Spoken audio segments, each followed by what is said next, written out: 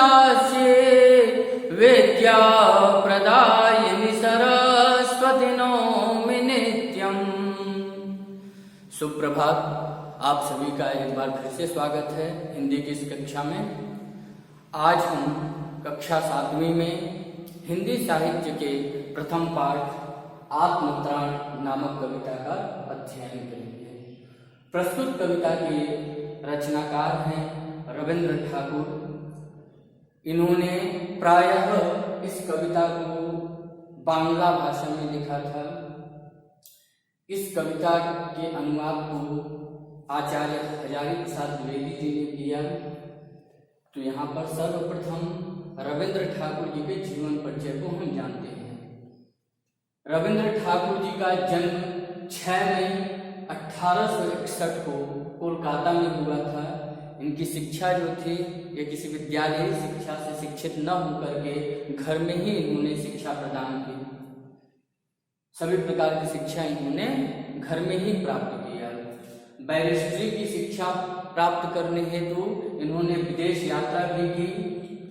इनकी रचनाएं मुख्य रूप से गीतांजलि, नैवेद्य, पूर्वी, क्षणिका, सांख्यगीत आदि इनकी मुख्य रचनाएं हैं। अभी तक किसी भी कवि को दिए गए सर्वश्रेष्ठ पुरस्कार में रविंद्र ठाकुर जी का नाम सबसे ऊपर आता है। इन्होंने सर्वश्रेष्ठ पुरस्कार नोबेल पुरस्कार प्राप्त किया था 1913 ईस्वी में। अपने विभिन्न रचनाओं से भारत सहित विश्व में ख्याति प्राप्त कर चुके रविंद्र ठाकुर जी भारत सहित अन्य देशों में गुरुदेव के नाम से विख्यात हुए। इनका निधन 1914 में हुआ। आइए जानते हैं प्रस्तुत पाठ आत्मत्राण कविता। इस शीर्षक के विषय में जानते हैं। त्राण का अर्थ होता है रक्षा, बचाव, उद्धार आदि। जहाँ पर आत्मरक्षा की बात की गई है, प्रस्तुत कविता का शीर्षक आत्मरक्षा है। आप सभी जानते हैं कि हम सभी जब देवालय में जाते हैं या कभी अकेले बैठ करके ईश्वर को याद करते हैं तो उनसे विभिन्न प्रकार की याचनाएं करते हैं, विभिन्न प्रकार की चीजों को मांगते रहते हैं ईश्वर से। प्रस्तुत कविता में भी कवि ने ईश्वर से कुछ मांगा है, परंतु यहाँ पर उसका श्रम और पुरुषार्थ ये दोनों जीवित रहे, इसको भी कवि ने ध्यान रखा है। सब कुछ ईश्वर ही दे दें, इस पर विश्वास न करते हुए कवि ने सब कुछ करने की शक्ति प्राप्त हो, सब कुछ करने की मुझे लालसा प्राप्त हो, इस कामना से उन्होंने ईश्वर से प्रार्थना की है। एक संस्कृत की शुक्ति है, उद्योगिनम पुरुष सिंहमुपैति लक्ष्मी दैवेन देयमिति ताः पुरुषाः वदन्ति। अर्थात जो परिश्रमी लोग होते हैं, कर्मठी होते हैं, जो नित्य निरंतर कुछ न कुछ करना चाहते हैं, ऐसे लोगों को नीति में शेर के समान बताया गया है। लेकिन जो लोग एक स्थान पर बैठ करके केवल ईश्वर ही करेगा, मैं कुछ न करूं, ऐसा करने वाले को कायर की संज्ञा दी गई है। अर्थात वह किसी भी कार्य से अपने आप को बचाता फिरता है, वह परिश्रम नहीं करना चाहता, अपने पुरुषार्थ को नहीं जगाना चाहता। प्रस्तुत कविता में कवि अपने पुरुषार्थ को जीवित रखना चाहते हैं। कविता पढ़ना प्रारंभ करता हूँ। विपदाओं से मुझे बचाओ, यह मेरी प्रार्थना नहीं, केवल इतना हो करना मैं कभी न विपदा में पाऊं भय। दुख ताप से व्यथित चित्त को न तो सांत्वना नहीं सही, पर इतना हुए करना मैं। दुख को मैं सदा कर सकूं जय, कोई कहीं सहायक न मिले तो अपना बल पौरुष न मिले। हानि उठानी पड़े जगत में, लाभ अगर वंचना रही तो भी मन में न मान मेरा त्राण करो अनुदिन तुम, यह मेरी प्रार्थना नहीं, बस इतना होवे करुणा में। तरने की शक्ति हो अनामय, मेरा भार अगर लघु करके न दो, सांत्वना नहीं सके। केवल इतना रखना अनुनय, वहन कर सकूं इसको निर्भय। नत शिर होकर सुख के दिन, तब मुख पहचानूं छिन छिन में। दुख रात्रि में करे वंचना मेरी, जिस दिन निखिल मही। उस दिन ऐसा हो करुणा मैं, तुम पर करूं नहीं कुछ संशय। ये कविता है। आइए कविता के भावार्थ को समझें, इसकी व्याख्या को समझें। विपदाओं से मुझे बचाओ, यह मेरी प्रार्थना नहीं।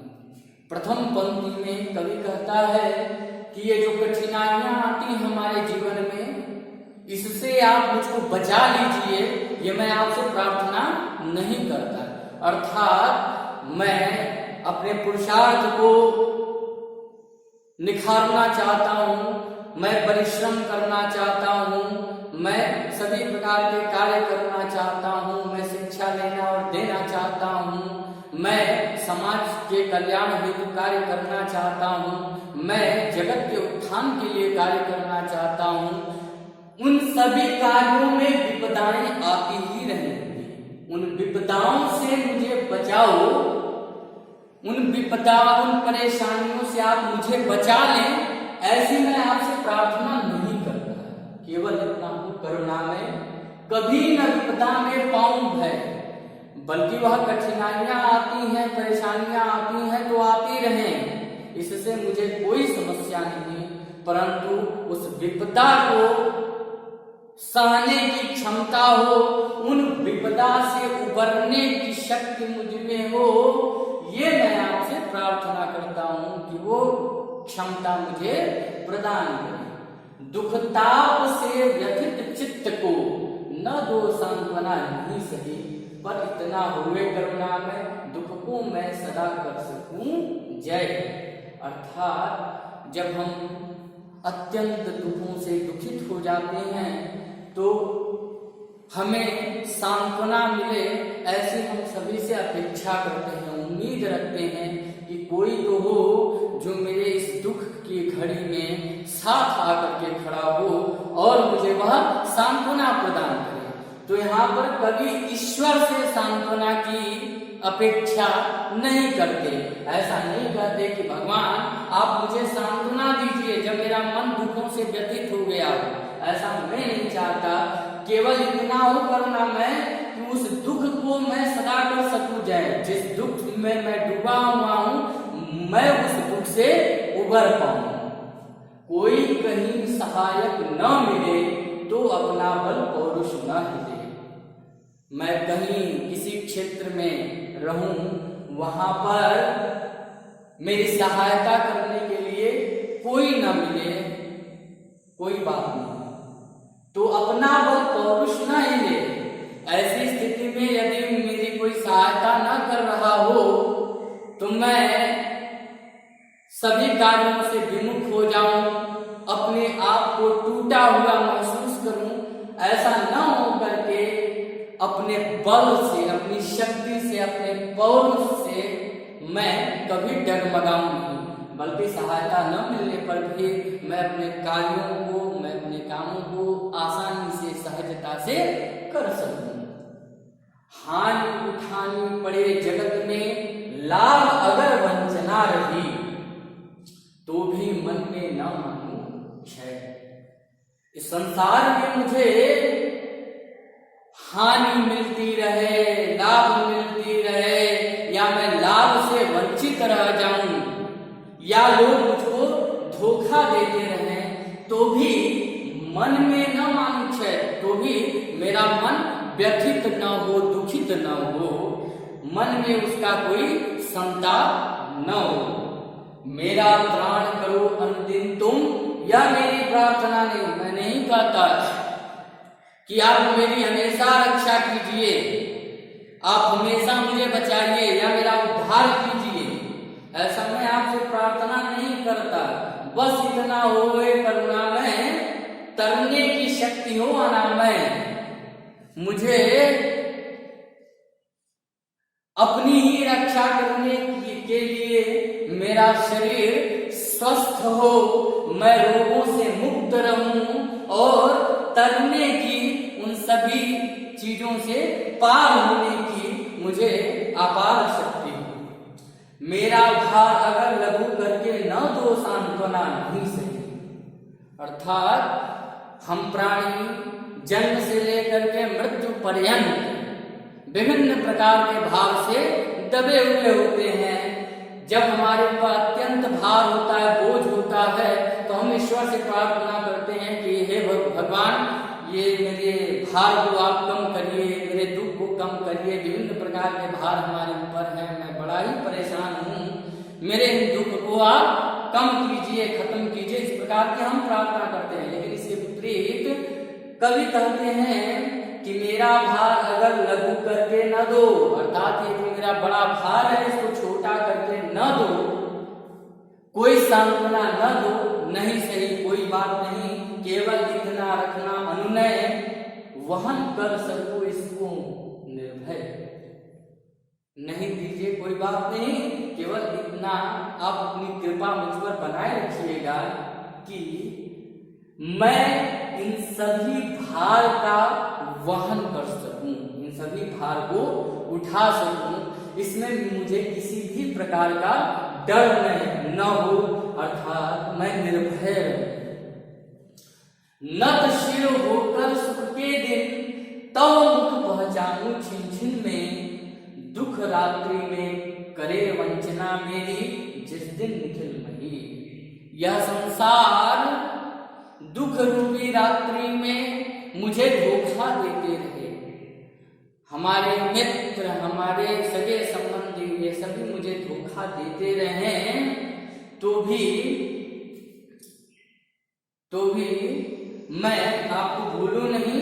नत शिर होकर सुख के दिन, अर्थात जो हमारे सुख के दिन बीते हैं उसमें मैं आपको सिर झुका करके छिन छिन प्रतिपल प्रत्येक क्षण मैं आपको याद करता रहूं।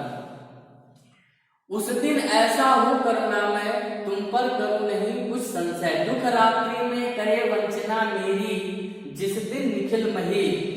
जिस दिन दुख रूपी रात्रि में यह संसार मुझे धोखा देते रहे, उस दिन मैं निर्भय होकर के, अटल होकर के उनकी धोखा से भी डगमगाऊं नहीं, और मैं अपने समस्त परेशानियों को पार कर सकूं। उस दिन आपकी कृपा हमारे ऊपर सदा बनी रहे। हे करुणामय, हे प्रभु, हे ईश्वर, उस दिन मैं आप पर किसी भी प्रकार का संशय न करूं, अर्थात आपकी कृपा पर मुझे किसी भी प्रकार का संशय न हो। इस प्रकार प्रस्तुत कविता में कवि ने बल, पुरुषार्थ, परिश्रम आदि को ध्यान में रखते हुए ईश्वर से प्रार्थना किया है। अब यहाँ पर ईश्वर क्या है? ईश्वर मनुष्य के जीवन में मनुष्य को कार्य करने की क्षमता प्रदान करते हैं, वह अपनी कृपा प्रदान करते हैं। यहाँ पर कवि ने ईश्वर से कृपा की याचना की है, बाकी उन्होंने स्वयं पर विश्वास किया है। मैं सब कुछ करने में समर्थ हूँ, हे प्रभु, आप केवल अपनी कृपा मुझ पर बनाए रखें।